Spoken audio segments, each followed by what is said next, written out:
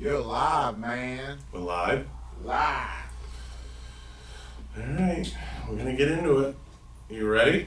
Is everybody buckled up? So, Q, everybody's been waiting for this. I got all kinds of notes. Oh, shit. I got stuff written down. Got notes, folks. Are we streaming? Can I pull up the stream? I got it all. Alright. So where do we begin?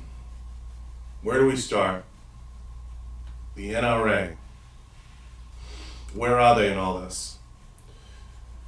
So, Q, I like to think you represent the general public, even though you work in the industry and you're familiar with some of my thought patterns. Where do you see this? And where do you see this going? What are some of your fears that you have? I don't know. That's a good question. Like the title of the show, where is the NRA? You're not hearing from them right now.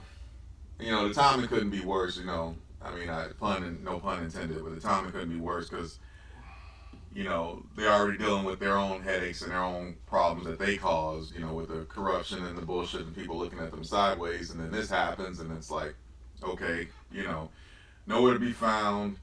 But I will tell you, man, fears. Man, I'm telling you, they're coming. I hate to sound like one of those nuts, man, but they're coming, man. They are trying to come, man, and we do not have enough voices out there that are speaking up for us. I guess I should say competent voices. So what do you want to see? As just a civilian out there in the marketplace, a 2A guy, what do you want to see? I'm going to get into my viewpoints, I'm going to get deep, but I want to give people perspective. Right. I'd like to see somebody come on, go out there and be on CNN, be on the places that people don't want to be on, and just be competent, man, and talk and put some stuff out there and be willing to listen and be willing to offer some viewpoints. You know what I mean? I want somebody to fight for us, man. Instead of just us just talking to each other, gun guy to gun guy, I need some guys out there talking to the other side. Because right now it's just we're getting shouted down. You know what I mean? Right. That's how I feel. I think that's incredibly fair. I think that's an incredibly fair statement. Now, let me say a few things because I think you gave everybody some perspective, and I think that's where a lot of people. Let me do this. I think a majority of folks would agree with you. I want to put first in defense of the NRA. I want to do this. Let's create perspective. The NRA has fired their marketing firm, Ackerman McQueen, which handled a huge arm of their outwardly facing viewpoint, right? I mean, marketing is responsible for a lot of your stuff you put out there in plain English, right? That's the plain English answer. And your voices, Dana, Dom, I believe Corleone, and some others are gone. Okay, it's kind of like the Rick Pitino statement, right? Corleone's not walking through that door. Dom's not walking through that door. Dana's not walking through that door. Right? I think that's fair to say. That's over. So where does it go from here? What's the next step? Frank's saying there's a weird echo. You think there's a weird echo? I mean, Q has a little bit of a humming. I don't know if there's a weird echo. I think I killed it. Mm-hmm. I think I killed it. Thanks, Frank. Let me know, Frank. But here's the deal. Let me create perspective. First and foremost, the NRA's come out with a statement on the Texas-Ohio tragedies, okay? And that's what they are. They're tragedies, okay? These mass shootings are huge tragedies. We all can agree with that. There's no, you're not going to get any debate. Every side of the aisle is going to agree that these are major problems, scuttlebutts. They need to stop. Hats off to first responders. We saw videos of them running towards the issue to neutralize it, as we talked about with Tony. But I wanted to get into this in a little deeper fashion and give people perspective. I have notes, I have texts, I've had conversations with some of their spokespeople, and I want to say this. They are putting some stuff out there. I've heard two rumors circulating the industry like wildfire, and I'm sure you have too, Q. One was red flag laws, and we're going to get to that. The other is a magazine ban. I will tell you this. The NRA is, I have it on good authority that the NRA is taking an extremely hard line with any magazine bans, and they cite multiple studies where magazine bans don't stop mass shootings. Now, we can get into the debate about mass shootings all day, but we can waste 3 hours on that alone. I just want to give people perspective on where the NRA is. Okay? They have semi-new leadership. And one narrative that I don't think enough people are talking about, Q, is Chris Cox is gone. Chris Cox isn't walking through that door. They have a new, I believe he's in term right now, Jason Ouimet, new leadership on the Isla side. And as someone who knows Jason, I think he's going to do his damnedest to right the ship, at least on his side of the street. Everybody's been screaming for change for so long. We have a little bit of change, right? There's a little bit of fresh blood and fresh perspective in there. Now, they're not going to build a marketing department overnight. So to everybody listening and anybody who's going to listen to this, a new marketing department's not going to happen overnight. It's just not, okay? Yes, I know Oliver North works for Ackerman. Everybody who is their outward-facing person work for Ackerman. So to answer some of the questions coming in, I have it on good authority that they are exploring red flag laws, and I think that the way in which they're exploring red flag laws, to give everybody perspective, is they're exploring them in the sense that they want to get to the root cause of the mental illness topic and how they can help facilitate protecting people on that. Now, I know this begets into a sensitive place for a lot of people. And, you know, everybody wants to live in the era of my cold, dead hands, right? And that's what they want out of the NRA. Well, the reality is, okay, the barbarians are at the gate. And if the NRA or whatever body we have to protect us doesn't facilitate something and doesn't work hand in hand with lawmakers and with the people of influence to facilitate something to appease the other side in some capacity, then they're just going to steamroll something through that they deem is important to them. So we got to be careful here. Right. Okay? We have to be careful here. It's kind of like when you work for someone and they do a lot of things you don't like. You have to try to control the narrative to mitigate how bad it could get. Because if you do a Mexican standoff where it's, you're not going to take what I have, it starts to turn into, well, yes, we will. And now we're in a dangerous place, losing legislators to where they could steamroll something through. And we have to be careful of that. We have to be cognizant of that. So I do just want to say this, and I'm not advocating anything other than common sense. Okay? We have to be a little pragmatic and understanding of where we are and where it could go. Now, I know a lot of you have questions. And like Q said, I tend to agree. I would love to see some type of stronger position statement other than maybe a website post. But let me say this. Let me read the couple headlines of the NRA webpage right now, for those of you that haven't visited. The NRA statement on Texas and Ohio tragedies is up. It's an article. It's one of their most recent articles. They give an official position statement. The NRA welcomes President Trump's call to address the root cause of violence. And the NRA posts stand up for freedom. And it's an article, you know, basically on where they stand right now in terms of the freedom. Now, I had a talk, just so you guys know, I'm not offering lip service, with a source at the NRA. And I have the email here. One of the things I brought up, they said, what are your main concerns, or what do you want to talk about? I want to talk about high-capacity magazine ban and red flag legislation, okay? So I'm going to read to you where they stand on magazine ban based on my source. The 15-round limit has had no demonstrative effectiveness on improving public safety, and it put law-abiding gun owners at a definite disadvantage in self-defense situations. Criminals do not follow magazine capacity restrictions. The RAND Corporation conducted a study, and in case you guys don't know, okay, I want to put perspective. This is perspective. These studies are not free. In 2004, that included magazine capacity limits with assault weapons ban. In their review of the legislature, they found that they have uncertain effects on total homicides and firearms homicides or on mass shootings because the evidence is inconclusive. I'm not aware of any studies that look at magazine capacity limits exclusively. There are serious limitations on availability of useful data.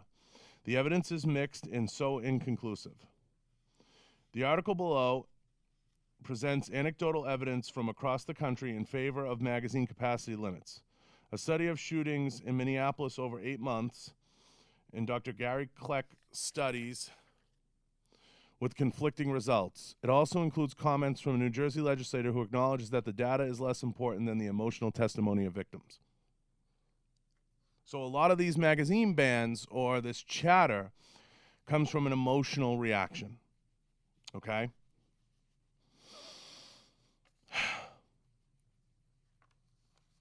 Jennifer Baker, a spokeswoman for the National Rifle Association, said, this is on the record, February 12th, 2019 to CNN.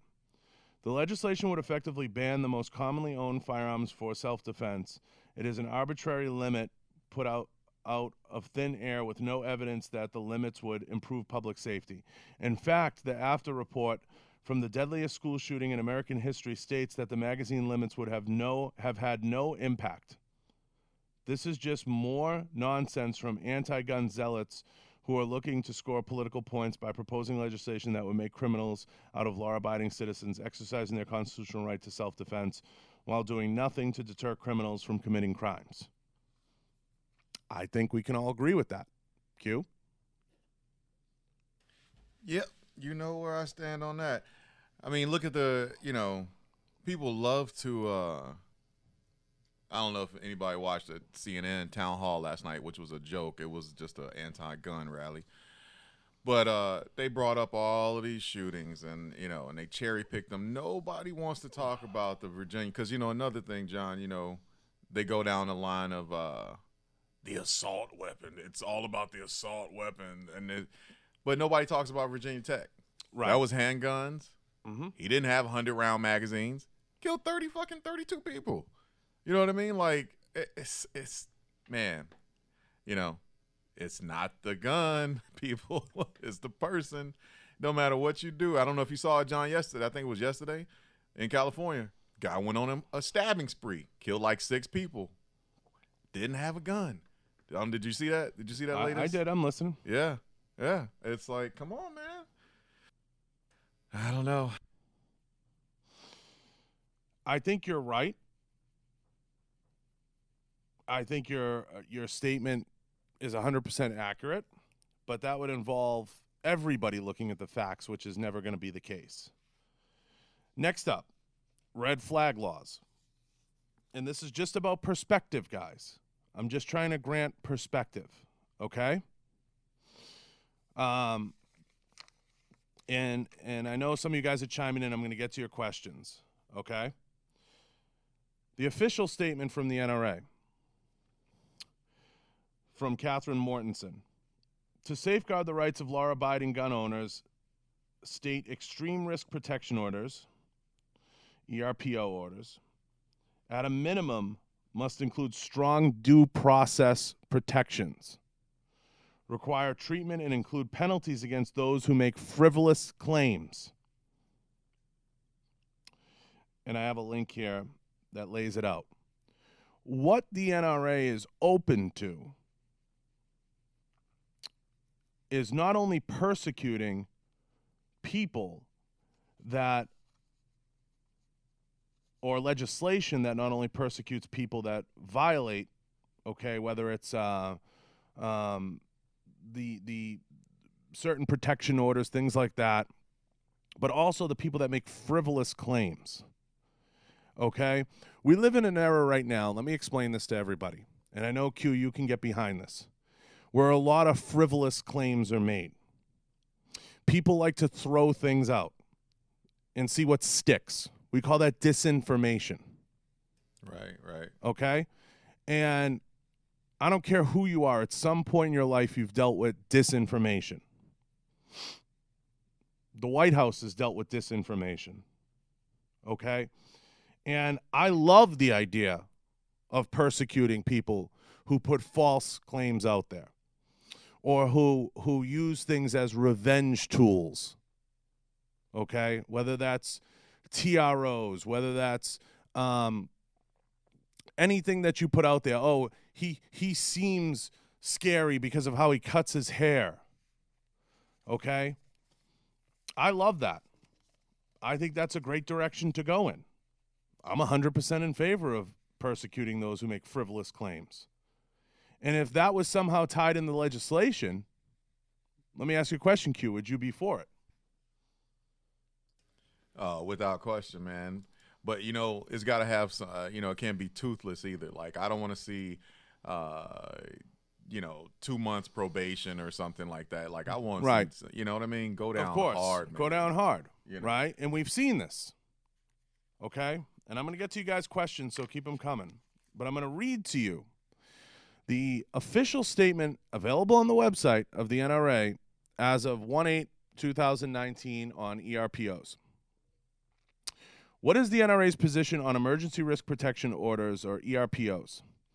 The NRA's position on emergency risk protection orders has recently been miscategorized by some who haven't taken the time to understand our position, including the anti-gun mainstream media and organizations that purport to support the Second Amendment.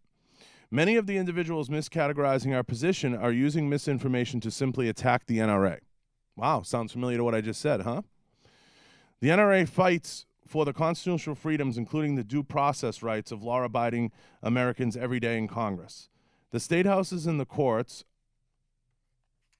our record on this is clear.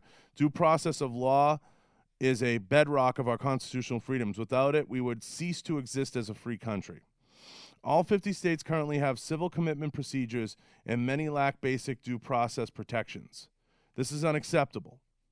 The NRA believes that no one should be deprived of a fundamental right without due process of law. Some have raised the issue of current ERPO laws in California, Oregon, Vermont, and other states, suggesting that the NRA supports those laws. I'm going to read this again. Some have raised issues of current ERPO laws in California, Oregon, Vermont, and other states, suggesting that the NRA supports those laws. This is false. The NRA strongly oppose these laws because they do not protect due process rights. We will continue to oppose confiscation schemes such as these. In addition, the NRA opposes any effort to create a federal ERPO law in which federal agents would be tasked with seizing firearms after a hearing in federal court. In addition, I'm going to read again. In addition, the NRA opposes any effort to create a federal ERPO law in which federal agents would be tasked with seizing firearms after a hearing in federal court.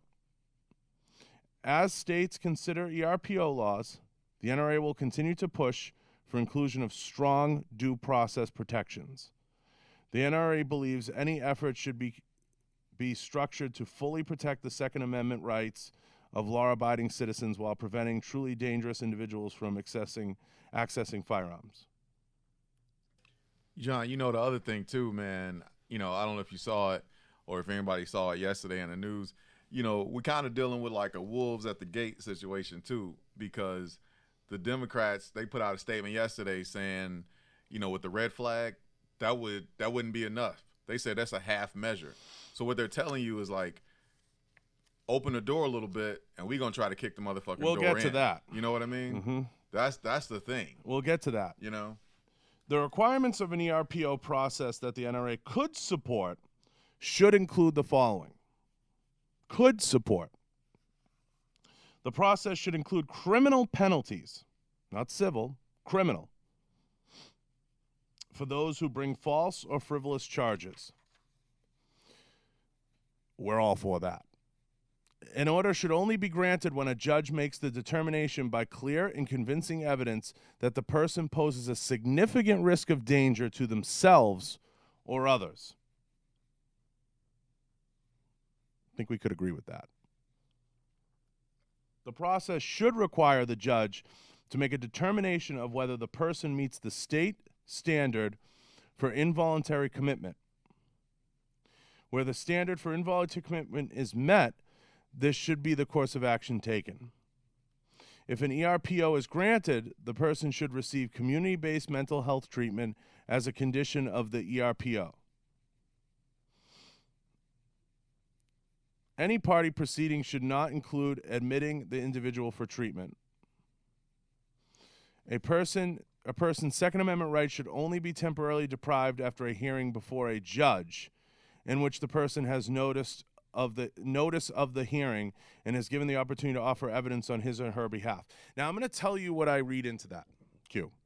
And I'm going to be clear. And I'm going to be clear for everybody out there. I'm going to tell you what I read into that. Okay?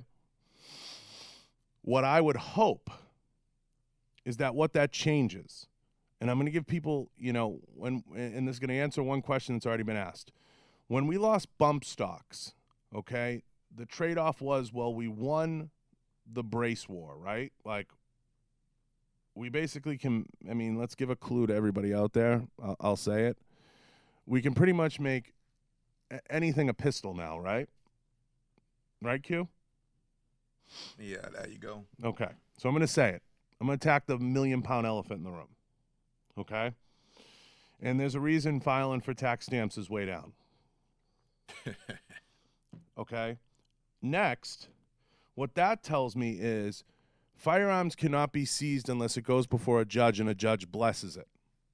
That's what I read in that, right? And if it's a false claim, you get persecuted or charged. Now, what I see in that, what I would love, and the question I would have for the NRA is, does that include any temporary restraining orders or people who walk down to the police station and say, geez, I think Q's a danger? Because then you have to go before a judge, and both sides have to explain themselves.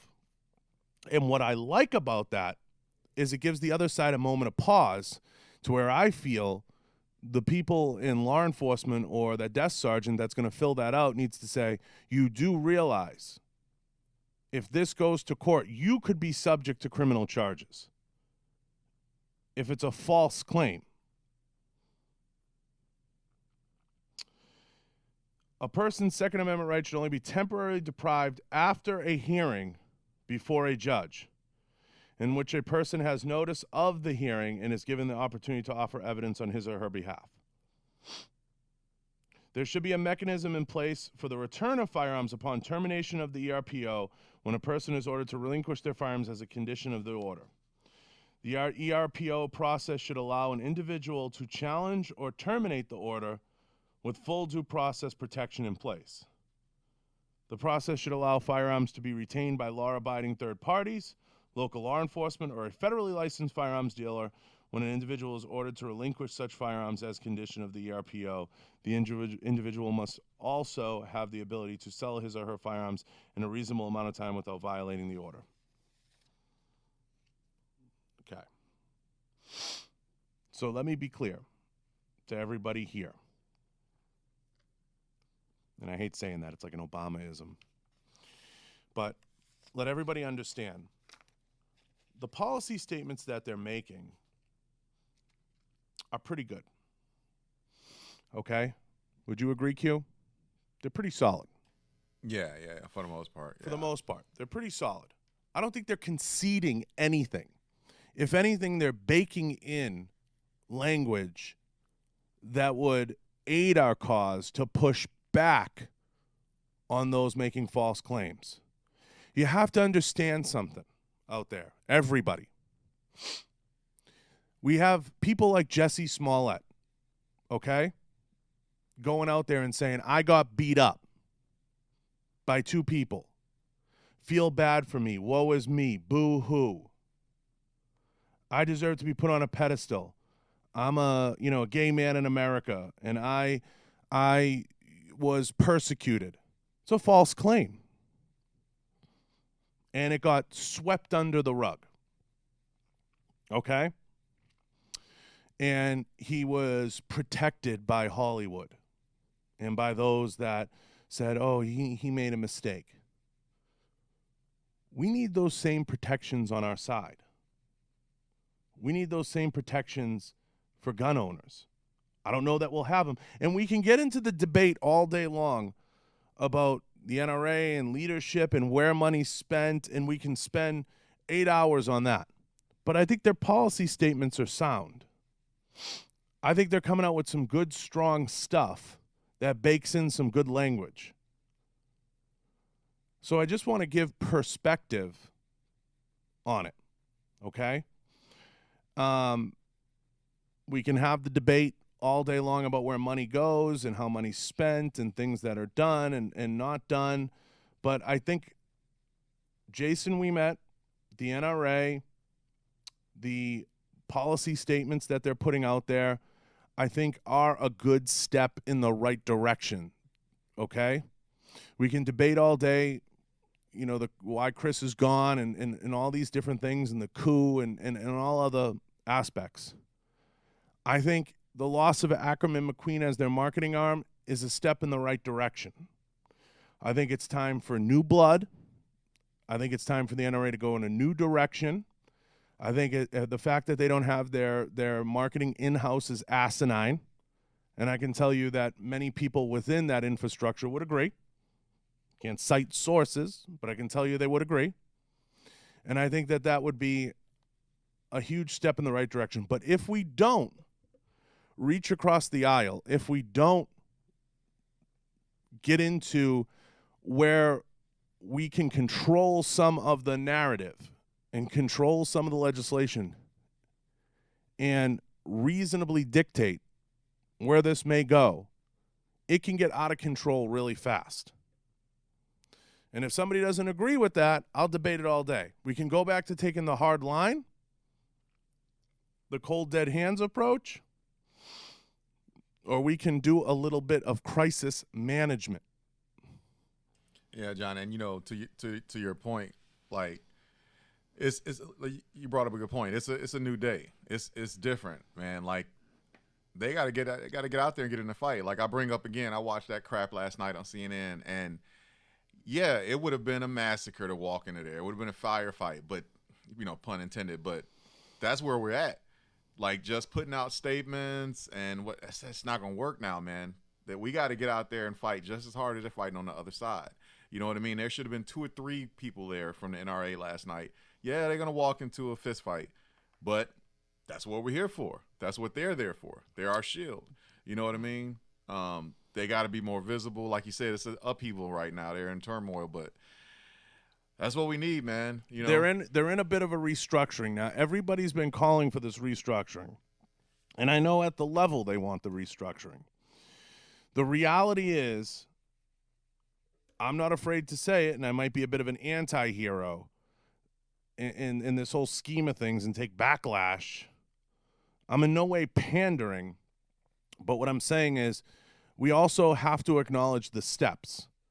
It's like having an alcoholic, drug addict cousin that goes to rehab and then goes to dinner with you and doesn't have a drink, and you're mad he's not drinking.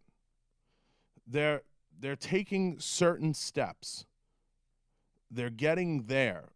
Whether or not they get there, I'm interested to see what they do post Ackerman McQueen. That's where I'm interested. What is going to be the action taken post Ackerman McQueen? Are they going to bring in someone, some group, a marketing agent? I have no idea. None. Are they going to bring in a marketing arm, a group of people, someone, faces? I have no idea. I think we all can agree, and Q, you can too, and I know everybody out there can because I talk to everybody. The fear approach that they used the last, 6 years or whatever, that wasn't a great approach. okay? I think this is a step somewhat in the right direction. I think they're trying to right the ships as best they can, trying to put a spin on it with the tools that they got. But the reality is, you can only make so much out of chicken salad. They're doing the best that they can to shape it. Okay? I can make hamburg look like steak. It's not going to taste like steak, but I can make it look like steak. So they're trying to get it and shape it and position it and angle it. Whether or not that comes to fruition, I don't know. But I do know some of the people involved. I know some of the folks at the top, and I think that this is a major step in the right direction for the NRA, for them issuing the proper statements and putting the proper language. And I think this is a proper way to go to control not just the narrative, but any legislation that comes down the pike, and get their arms around some of this before it gets out of control. Or we can take everybody's approach in the gun industry, which is a Mexican standoff. I'd like to hear all your thoughts. I'd like to see what you guys think. I don't know what you guys think. I know some people in the firearms industry have been supremely outspoken about this one has to go and this has to change and this has to evolve and this one has to go and it's too bureaucratic. We can have that debate till we're blue in the face. Okay, that's a whole different set of solutions and that's a whole different conversation. But I definitely want to hear all your thoughts below. I want to hear what you guys think. And Q, after hearing all that stuff, where do you stand on it as just, and for everybody listening, Q and I, we didn't have some supreme debate and choreograph this before. Okay, we didn't sit around and twist our fucking mustaches about how we were going to spin this. But based on the position statements I read you, what are your thoughts and where do you stand on the whole debate? Yeah, I get the point. I see what you're saying, and I do agree. Like, just even in the last, few weeks, what we're hearing, the tone is different, the wording is different. It definitely seems like there's some discussions being had and maybe trying to get on the right track after all the BS. You know what I mean? Correct. And that's important. That's key because, like I said, we're in for a fight. So, people got to be on the same page. They got to be on the same page. And I do agree with you that I do like some of the stuff that I'm reading and hearing. It's definitely a different tone than even, a month ago. You know what I'm saying? Support them or not, they're trying to put their arms around it. I'll leave it to you guys out there to leave comments, to chatter. We're going to sign out.